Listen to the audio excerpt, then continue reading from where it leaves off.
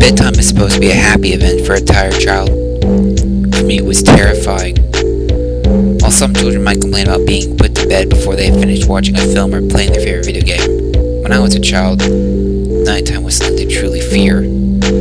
Somewhere in the back of my mind, it still is. As someone who is trained in the sciences, I cannot prove that what happened to me was objectively real, but I can swear that what I experienced was genuine horror. A fear which in my life, I'm glad to say, has never been equaled. I'll relate it to all you know as best I can, but I'll be glad just to get it off my chest. I can't remember exactly when it started, but my apprehension towards falling asleep seemed to correspond with my being moved into a room of my own. I was 8 years old at the time, and until then I'd shared a room quite happily with my older brother. As is perfectly understandable for a boy 5 years my senior, my brother eventually wished for a room of his own, and as a result, I was given the room at the back of the house. It was a small, narrow, yet oddly elongated room, large enough for a bed and a couple of chests of drawers, but not much else. I couldn't really complain because even at that age, I understood that we did not have a large house and I had no real cause to be disappointed, as my family was both loving and caring. It was a happy childhood during the day. A solitary window looked out into our back garden, nothing out of the ordinary, but even during the day, the light which crept in the room seemed almost hesitant. As my brother was given a new bed, I was given the bunk beds which we used to share. While I was upset about sleeping alone, I was excited at the thought of being able to sleep in the top bunk, which seemed far more adventurous to me. From this very first night, I remember a strange feeling of unease creeping slowly from the back of my mind. I lay on the top bunk, staring down at my action figures and cars strewn across the green and blue carpet. As imaginary battles and adventures took place between the toys on the floor, I couldn't help but feel that my eyes were being slowly drawn towards the bottom bunk, as if something was moving in the corner of my eye, something which I did not wish to be seen. The bunk was empty, impeccably made with a dark blue blanket tucked in neatly, partially covering two rather bland white pillows. I didn't think anything of it at the time. I was a child. And the noise slipping under my door from my parents' television bathed me in a warm sense of safety and well-being. I fell asleep. When you awaken from a deep sleep to something moving or stirring, it can take a few moments for you to truly understand what is happening. The fog of sleep hangs over your eyes and ears even when lucid. Something was moving. There was no doubt about that. At first I wasn't sure what it was. Everything was dark, almost pitch black. But there was enough light creeping in from outside to outline that narrowly suffocating room. Two thoughts appeared in my mind almost simultaneously. The first was that my parents were in bed because the rest of the house lay both in darkness and silence. The second thought turned to the noise which had obviously woken me. As the last cobwebs of sleep withered from my mind, the noise took on a more familiar form. Sometimes the simplest sounds can be the most unnerving. A cold wind whistling through a tree outside, a neighbor's footsteps uncomfortably close, or, in this case, the simple sound of bedsheets rustling in the dark. That was it. Bedsheets rustling in the dark as if some disturbed sleeper was attempting to get all too comfortable in the bottom bunk. I lay there in disbelief, thinking that the noise was either my imagination, or perhaps my just pet cat finding somewhere comfortable to spend the night. It was then that I noticed my door, shut its head had been as if fallen asleep. Perhaps my mom had checked in on me and the cat sneaked in my room then. Yes, must have been it. I turned to face the wall, closing my eyes in the vain hope that I could fall back to sleep. As I moved, the rustling noise from underneath me ceased. I thought that I must have disturbed my cat, but quickly I realized that the visitor in the bottom bunk was much less mundane than my pet trying to sleep, and much more sinister. As if alerted to and disgruntled by my presence, the disturbed sleeper began to toss and turn violently, like a child having a tantrum in their bed. I could hear the sheets twist and turn with increasing ferocity. Fear then gripped me, not like the subtle sense of unease I had experienced earlier, but now potent and terrifying. My heart raced as my eyes panicked, scanning the almost impenetrable darkness. I let out a cry. As most young boys do, I instinctively shouted to my mother. I could hear something stir on the other side of the house, but as I began to breathe a sigh of relief that my parents were coming to save me, the bunk bed suddenly started to shake violently as if gripped by an earthquake, scraping against the wall. I could hear the sheets below me thrashing around as if tormented by malice. I did not want to jump down to safety as I feared the thing in the bottom bunk would reach out and grab me, pulling me into the darkness, so I stayed there, white knuckles clenching my own blanket like a shroud of protection. The wait seemed like an eternity. The door finally, and thankfully, burst open, and I lay bathed in life while the bottom bunk, the resting place of my unwanted visitor, laid empty and peaceful.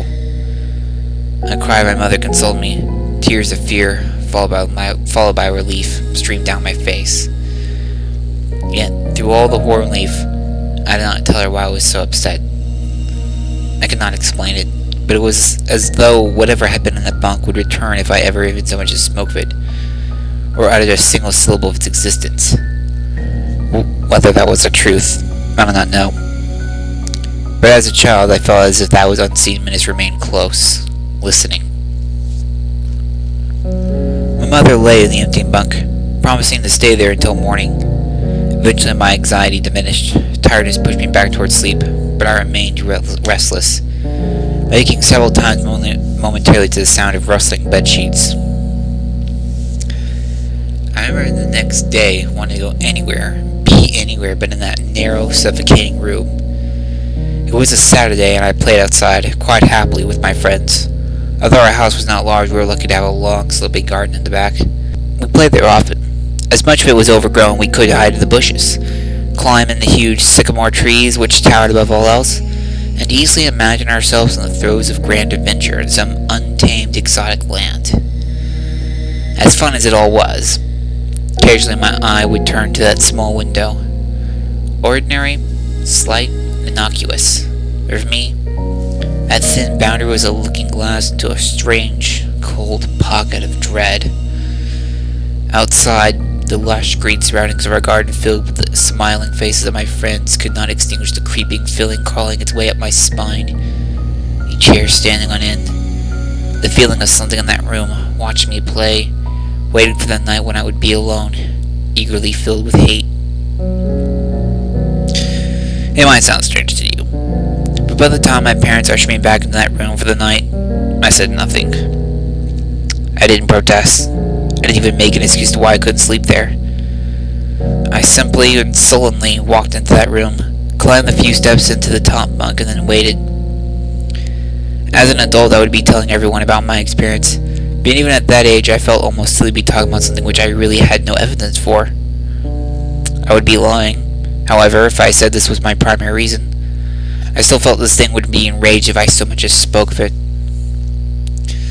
It's funny how certain words can remain hidden from your mind, no matter how blatant or obvious they are. One word came to me that second night, lying there in the darkness alone, frightened, aware of a rotten change in the atmosphere, a thickening of the air as if something had displaced it.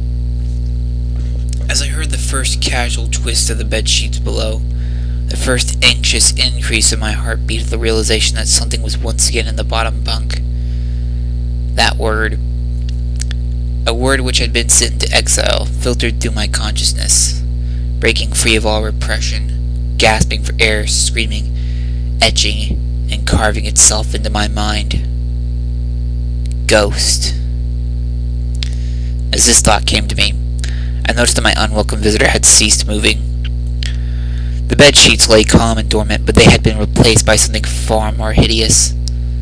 A slow, rhythmic, rasping breath heaved and escaped from the thing below.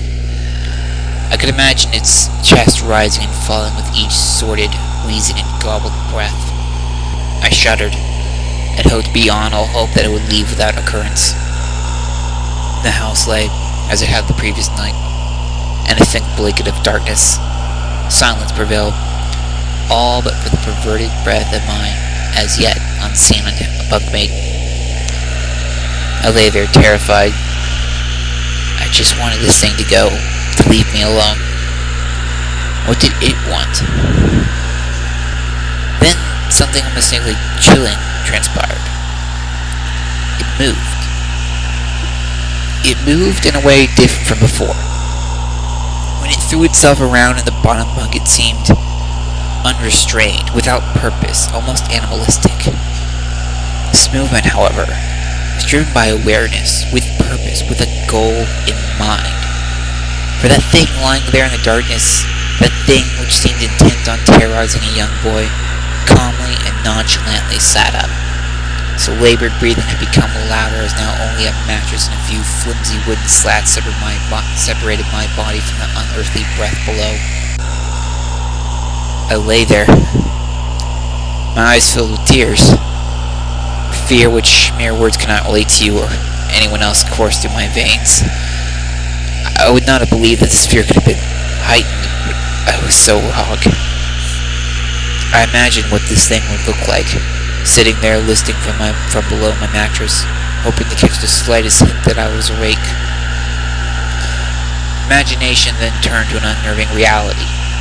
It began to touch the wooden slats which my mattress sat on. It seemed to caress them carefully, running what I imagined to be fingers and hands across the surface of the wood. Then, with great force, it prodded angrily between two slats into the mattress. Even through the padding, it felt as though someone had violently stuck their fingers in my side.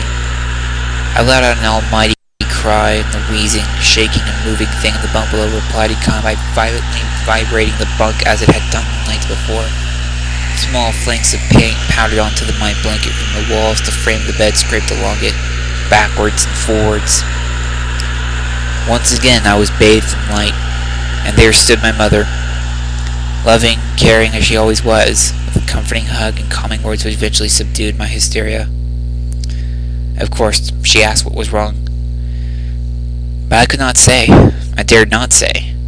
Simply said one word over and over and over again. Nightmare. This pattern of events continued for weeks, if not months.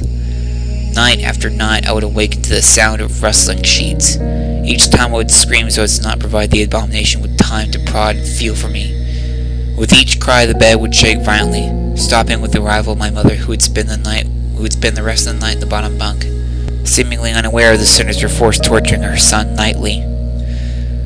Along the way I managed to feign illness a few times and come up with other, less than truthful reasons for sleeping in my parents' bed. But more often than not, I would be alone for the first few hours of each night in that place. The room where the light from outside did not sit right, alone with that thing. With time you can become desensitized to almost anything, no matter how horrific. I had come to realize that, for whatever reason, this thing could not harm me when my mother was present. I'm sure that the same would have been said for my father, but as loving as he was, waking him from sleep was almost impossible. After a few months I had grown accustomed to my nightly visitor. Do not mistake this for some unearthly friendship. I detested that thing. I still feared it as greatly as I could almost sense its desires and its personality, if you could call it that. One filled with perverted and twisted hatred, yet longing for me, perhaps of all things. My greatest fears were realized in the winter. The days grew short, no longer nights merely provided this wretch with more opportunities. It was a difficult time for my family. My grandmother, a wonderfully kind and gentle woman, had deteriorated greatly since the death of my grandfather. My mother was trying her best to keep her in the community as long as possible. However, dementia is a cruel and degenerative illness, robbing a person of their memories one day at a time. Soon she recognized none of us, and it became clear that she would need to be moved from her house to a nursing home. Before she could be moved, my grandmother had a particularly difficult few nights, and my mother decided that she would stay with her. As much as I loved my grandmother and felt nothing but anguish at her illness, to this day I feel guilty that my first thoughts were not of her, but of what my nightly visitor may do should it become aware of my mother's absence, her presence being the one thing which I was sure protected me from the full horror of this thing's reach. I rushed home from school that day and immediately wrenched the bed sheets and mattress from the lower bunk, removing all the slats and placing an old desk, a chest of drawers, and some chairs which we kept in the cupboard where the bottom bunk used to be. I told my father I was making an office, which he found adorable, but I would be damned if I gave that thing a place to sleep for one more night. As darkness approached, I lay there knowing my mother was not in the house. I did not know what to do. My only impulse was to sneak into her jewelry box and take a small family crucifix which I had seen there before. While my family were not very religious, At that age, I still believed in God and hoped that somehow this would protect me. Although fearful and anxious, while gripping the crucifix under my pillow tightly in one hand, sleep eventually came, and as I drifted off to dream, I hoped that I would awaken in the morning without incidents. That night was the most terrifying of all. I woke gradually. The room was once again dark. As my eyes adjusted, I could gradually make out the window and the door, and the walls, some toys on a shelf, and even to this day I shudder to think of it, for there was no noise, no rustling of sheets, no movement at all. The room felt lifeless, but not empty. The nightly visitor, that unwelcome, wheezing, hate-filled thing which terrorized me night after night, was not in the bottom bunk. It was in my bed. I opened my mouth to scream. Nothing came out. Utter terror had shaken the very sound from my voice. I lay motionless. If I could not scream, I did not want to let it know I was awake. I had not seen it. I could only feel it. It was obscured under my blanket. I could see its outline, and I could feel its presence, but I dared not look. The way that it pressed down on top of me was a sensation I will never forget. When I say that hours passed, I do not exaggerate. Laying there motionless in the darkness, I was every bit as scared and frightened young boy. If it had been during the summer months, it would have been light by then, but the grasp of winter is long and unrelenting, and I knew it would be hours before sunrise, a sunrise which I yearned for. I was a timid child by nature, but I reached a breaking point, a moment where I could wait no more, where I could survive under this intimately deviant abomination no longer.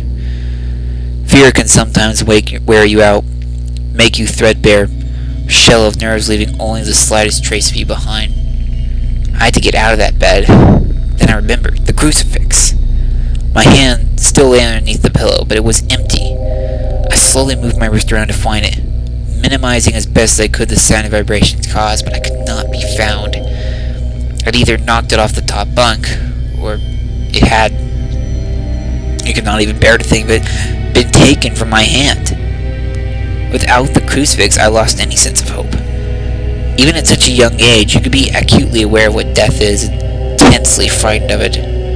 I knew I was going to die in that bed if I lay there, dormant, passive, doing nothing. I had to leave that room behind, but how? Should I leap from the bed and hope that I make it to the door? What if it was faster than me? Or should I slowly slip out of that top bunk, hoping not to disturb my uncanny bedfellow? Realizing that I was not stirred when I moved, trying to find the crucifix, I began to have the strangest of thoughts. Was it asleep?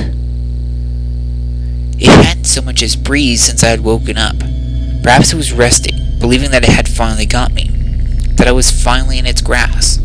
Or perhaps it was toying with me. After all, I'd been doing just that for countless nights, and now with me under it pinned against my mattress with no mother to protect me, maybe it was holding off, savoring its victory until the last possible moment, like a wild animal savoring its prey. I tried to breathe as shallowly as possible, and mustering every ounce of courage I could, I reached over slowly with my right hand and began to peel the blanket off me. What I found under those covers almost stopped my heart. I did not see it, but as my hand moved the blanket, it brushed against something. Something smooth and cold, something which felt unmistakably like a gaunt hand. I held my breath in terror as I was sure I must now have known that it was awake. Nothing. It did not stir. It felt dead. After a few moments, I placed my hand carefully further down the blanket and felt a thin, poorly formed forearm.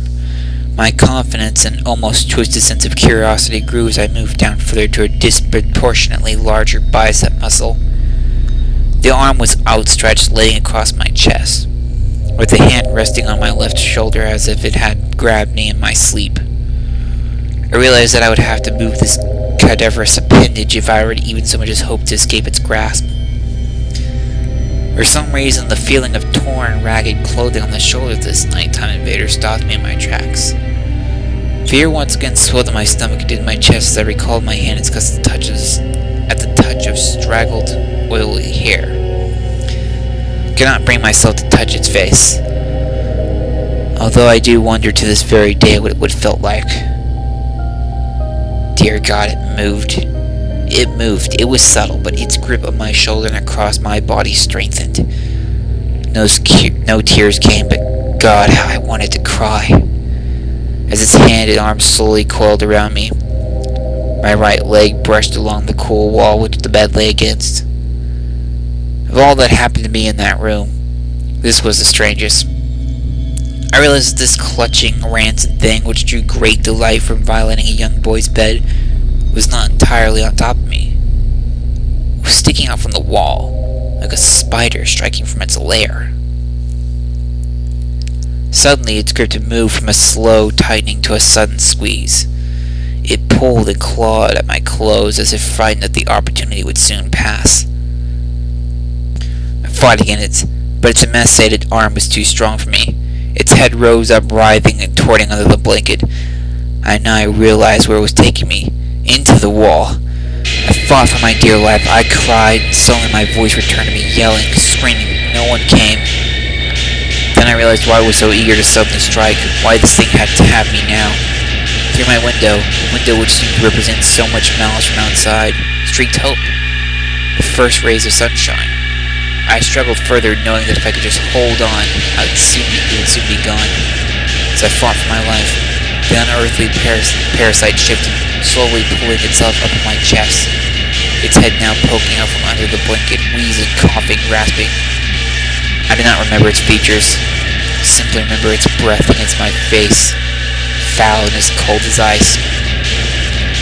As the sun broke over the horizon, that dark place, that suffocating me with contempt, was washed, bathed in sunlight. I passed out as its scrawny fingers encircled my neck, squeezing the very life from me. I woke to my father offering to make me some breakfast. A wonderful sight indeed.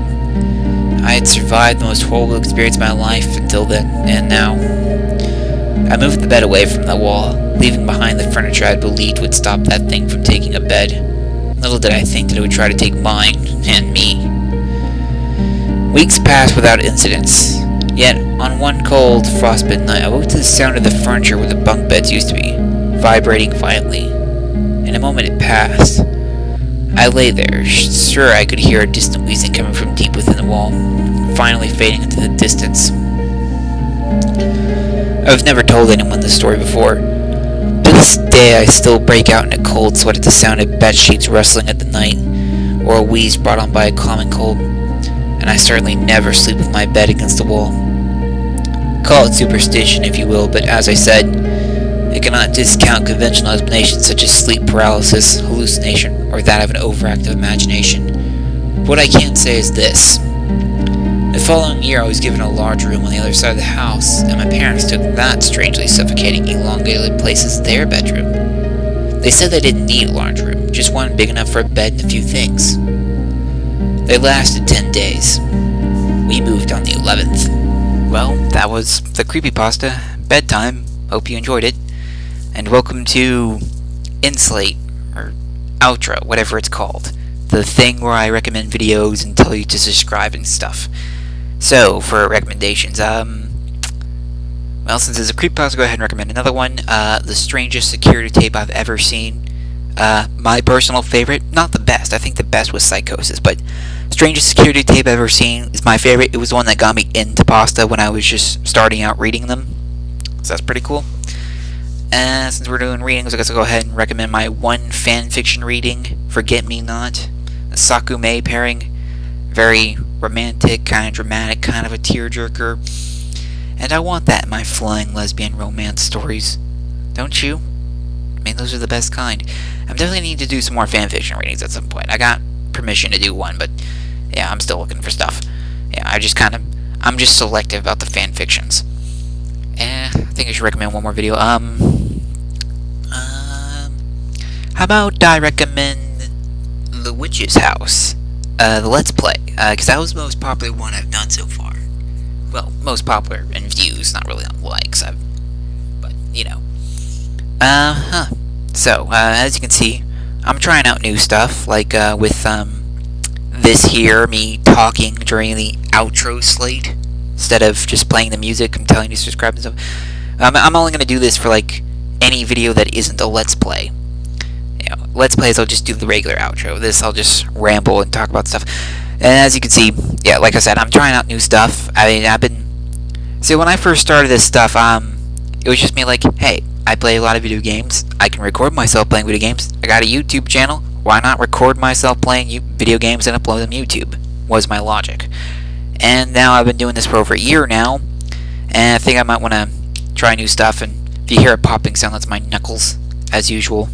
Me, my OCD, and Asperger's syndrome. But try out some new stuff. I'm thinking about doing vlogs, maybe top 10 list. I have a camera, so I can, well, webcam anyways. I don't know. I think about it, you know. I'm just gonna, before I start, I just want to get some topics to do vlogs about beforehand. I think I can call some of my vlogs Thinking Out Loud, just me offering opinions on stuff. That'd be kind of cool. I'm not sure if anyone else has done that. I'll have to check, make sure I'm not copying anyone. But yeah, I'd like to hear some feedback on this stuff. Do you think it's a good idea? Do you think it's a bad idea? Do you have any advice for me? That's what I'm doing this stuff for. Now it's just me for my entertainment, but now it's for you, the viewer. Because hopefully, if I entertain you, the viewer, you'll subscribe if you're not already, and watch all these videos and like them if you don't already. Because I've only got like, out of 80 something subscribers, I only got like 5 loyal fans who I know watch everything I do. I think. I don't know. I definitely know the names of 3, but that's about it. Yeah, so Creepypasta, Let's Play, fanfiction, links are in annotations on screen now. I'm not sure what image I'll use when I'm done here, but yeah, that'll be it. And I'll put a subscribe. I'll type it to say subscribe for more at the bottom. And you can click the annotation there to subscribe. Go straight to my channel. You just click the subscribe button on the page itself. That works too. That's what I do. Yeah, so, yeah. That's stuff. Wooden Sword Samurai. Good day.